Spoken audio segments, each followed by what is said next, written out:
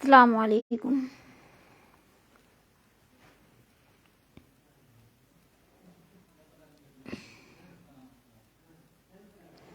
मैं शादमा आज़मी मरहूम मिन्हाज की पत्नी अल्ताबाड़ी से।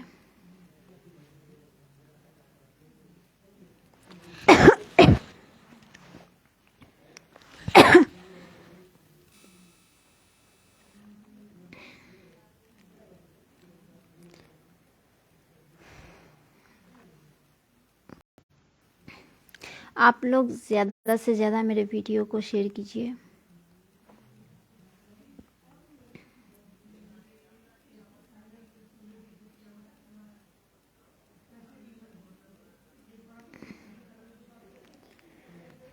मैं खैरियत से हूँ और उम्मीद करती हूँ कि आप लोग भी खैरियत से होंगे।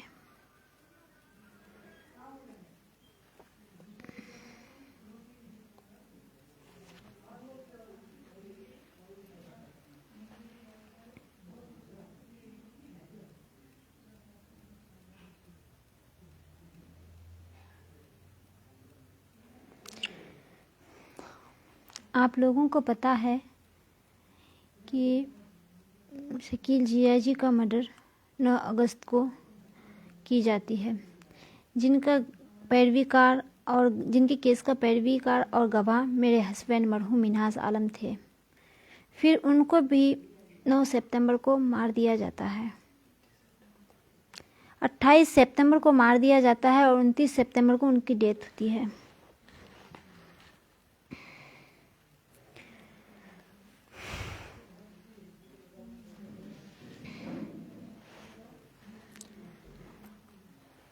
मेरे हस्बैंड का डेथ का लगभग आज से 116 दिन हुआ है।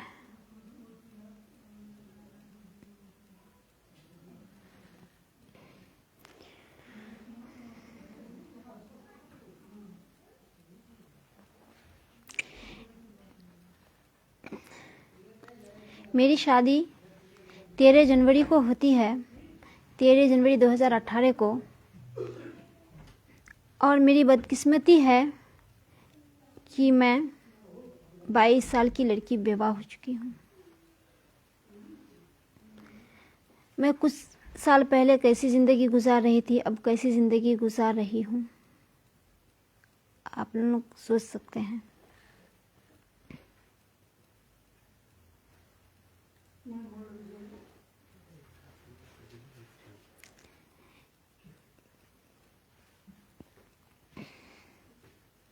मेरे पति का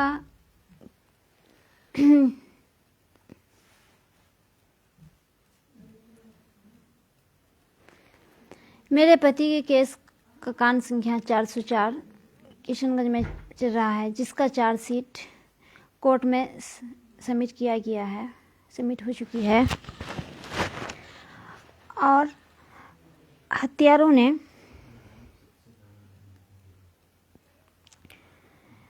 9/29 को बेल फाइल किया था।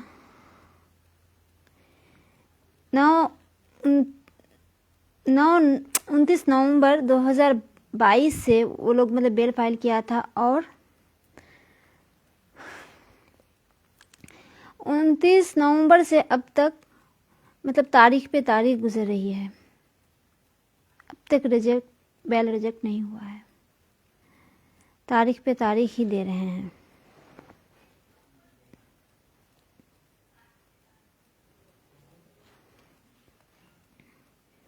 मैं इस बात से परेशान हूँ कि इतना तारीख क्यों दे रहे हैं, बेल रिजेक्ट क्यों नहीं हो रहा है, इतना तारीख पे तारीख क्यों दे रहे हैं।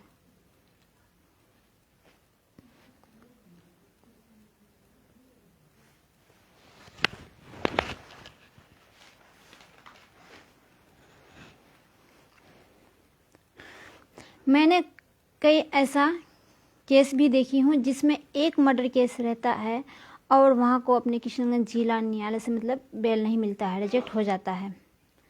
फिर ये लोग पर 2 हत्यारों का आरोप है, मगर अब तक ये लोग का बेल रिजेक्ट क्यों नहीं हुआ है, तारीख पे तारीख क्यों दिए जा रहे हैं। अब तक बेल रिजेक्ट क्यों नहीं हुआ है, क्या बात है। फिर भी मुझे माननीय न्यायालय पे पूरा विश्वास है कि वो फैसला मेरे हक में ही करेंगे, और मुझे विश्वास है कि वो यहाँ से बेल वो लोग को नहीं देंगे, बेल रिजेक्ट होगा। जहाँ पे एक मर्डर केस में बेल नहीं मिलता है, तो यहाँ पे 1 महीना 21 दिन के अंदर एक ही घर में 2 मर्डर हो जाता है। एक 22 साल की लड़की और एक 28 साल की औरत, मैं 22 साल की हूँ और मेरी ननद 28 साल की है, और 5 बच्चा एक ही घर में 1 महीना 21 दिन के अंदर बेबस हो जाती हूँ। एक 22 साल की लड़की विधवा होती है और एक 28 साल की। तो बताइए हम लोग पर क्या गुजरता होगा। इसलिए यही सोच रही हूँ कि माननीय न्यायालय पर पूरा विश्वास है कि वो यहाँ से उनको बेल नहीं देंगे, क्योंकि इंसाफ करने वालों के घर में भी बेटी है, बहन है। मैं इंसाफ देने वालों, इंसाफ करने वालों से कह रही हूँ कि अगर उनके घर में ऐसा होगा, उनकी बेटी उनकी बहन के साथ अगर ऐसा हो जाए, तो वो क्या करेंगे? वो बेल देंगे या रिजेक्ट करेंगे?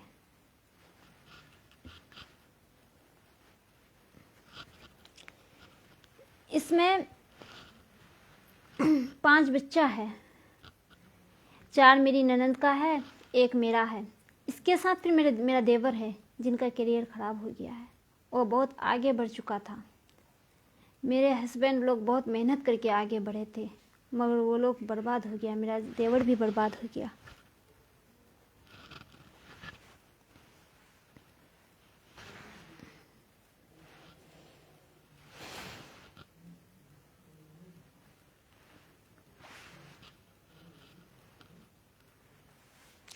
हम लोगों की गलती बस यही है कि हम लोग गरीब हैं, इसलिए हम लोग को इंसाफ नहीं मिल रहा है। मैं तो यही कह रही हूँ कि किशनगंज में गरीबों की ज़िंदगी नहीं है, गरीबों को इंसाफ नहीं मिलता है। अमीरों की है, क्योंकि वो इंसाफ खरीद सकते हैं।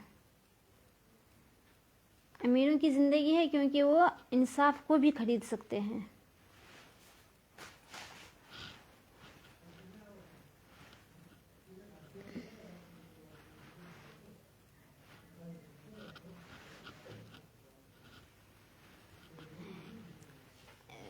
आज जो मैं लाइव आई हूँ, मेरा लाइव आने का मेन मकसद ये है कि कल भी मेरा सुनवाई है कोर्ट में, और बेल रिजेक्ट हो जाए। आप लोग दुआ कीजिए, क्योंकि मैं इतना बोल रही हूँ आप लोगों की वजह से। मेरे अंदर जो इतना हिम्मत है आप लोगों की वजह से। यहाँ तक ये लड़ाई लेके मैं पहुँची हूँ, तो आप लोगों का ही नतीजा है जो मैं यहाँ तक पहुँच चुकी हूँ।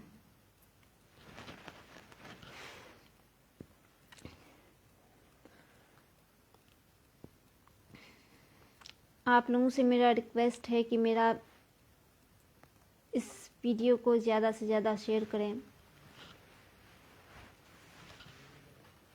आप लोगों की बदौलत ही है जो मैं यहाँ तक पहुँची हूँ।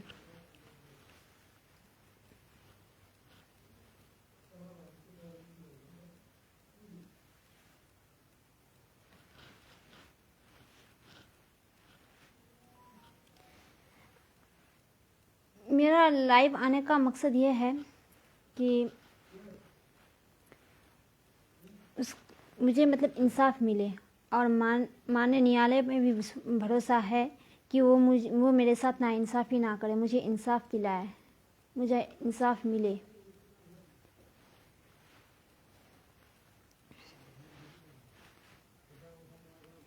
यह बस मेरी लड़ाई नहीं, पूरे किशनगंज की लड़ाई है।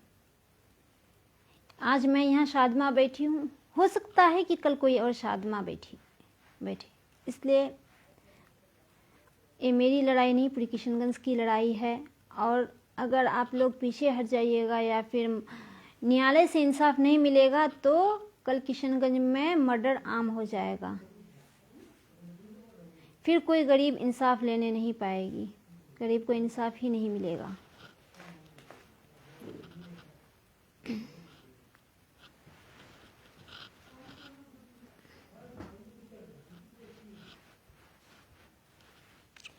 आप लोगों की बदौलत है जो मैं यहाँ तक पहुँची हूँ। आप लोग ज़्यादा से ज़्यादा मेरे वीडियो को शेयर करें और मुझे इंसाफ मिले। और मैं इतना बोल रही हूँ, इतना मेरी हिम्मत जो है आप लोगों की वजह से ही है। आप सोशल मीडिया वालों ने भी मेरा बहुत साथ दिया और नौजवानों ने, पूरे पब्लिक ही मेरे साथ दिए। मैं किसका शुक्रिया अदा करूँ। हर कोई मेरा मतलब मुझे इंसाफ दिलाने के लिए कोशिश की और साथ दे रहे हैं, यहाँ तक लेके पहुँचे हैं। अगर आप लोग साथ नहीं देते तो शायद मैं यहाँ तक नहीं पहुँच पाती और मैं इंसाफ भी नहीं ले पाती। इंसाफ के लिए यहाँ पे ऐसा हो गया कि गरीबों को इंसाफ मिलता नहीं है, छीन के लेना पड़ता है। तो इंसाफ छीनने के लिए भी बहुत कुछ करना पड़ता है, इंसाफ लेने के लिए बहुत कुछ करना पड़ता है। और आप लोग ही हैं जो यहाँ तक पहुँची हूँ मैं। कल यानी 23 जनवरी को भी सुनवाई है कोर्ट में। आप लोग दुआ कीजिए कि दो हत्यारों का जिस पर आरोप है उसका बेल रिजेक्ट हो जाए। अगर बेल देते हैं तो फिर वो लोग 3 महीना अंदर रह करके घर आने के बाद फिर तीसरा मर्डर करने में कोई देरी नहीं करेगा। क्या इस तरह से हम लोग सब कोई मिट जाएंगे? फिर कौन बचेगा? सबको इसी तरह से वो लोग मार देंगे। वो लोग 3 महीना फिर रह के आएगा, फिर मार देगा। तो क्या इस तरह से घटना होती रहेगी? इसलिए आप लोग ये सब रोकने की मतलब ये करें कि रुक जाए। दुआ कीजिए कि ऐसा घटना ना घटे और किसी के साथ नाइंसाफ़ी ना हो।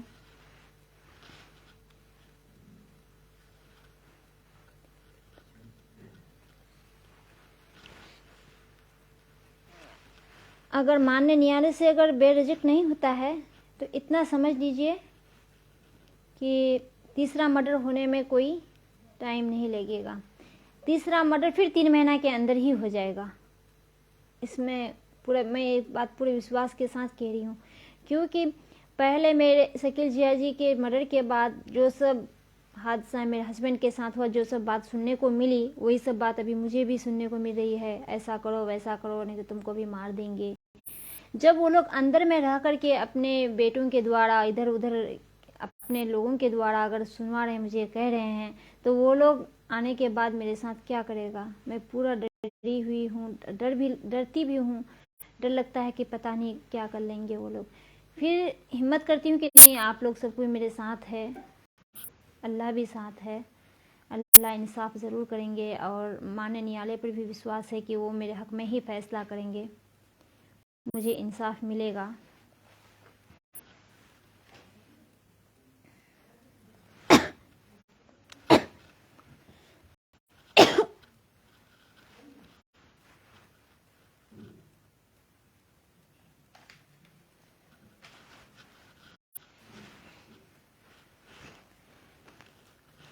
आप तमाम लोगों ने मेरी बात को, मेरी लड़ाई को इतना दूर तक पहुंचा है। इतनी लंबी लड़ाई इतनी आगे पहुंच गई है। मैं कैसे आप मतलब सब किसी का शुक्रिया अदा करती हूँ और सब किसी से मैं गुजारिश करती हूँ कि मुझे इंसाफ दिलाएं और मेरी बातों को ज़्यादा से ज़्यादा शेयर करें।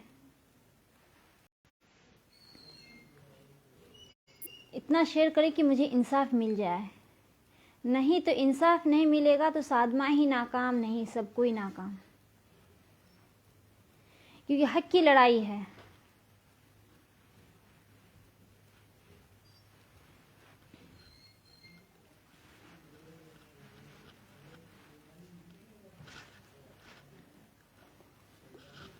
आप लोग दुआओं में याद रखिए, दुआ भी कीजिए, साथ भी दीजिए। दुआओं की ज़रूरत है और साथ की भी ज़रूरत है, दोनों चीज़ की ज़रूरत है। फिर अल्लाह ने चाहा तो फिर मिलूँगी इंशाअल्लाह। अस्सलाम वालेकुम।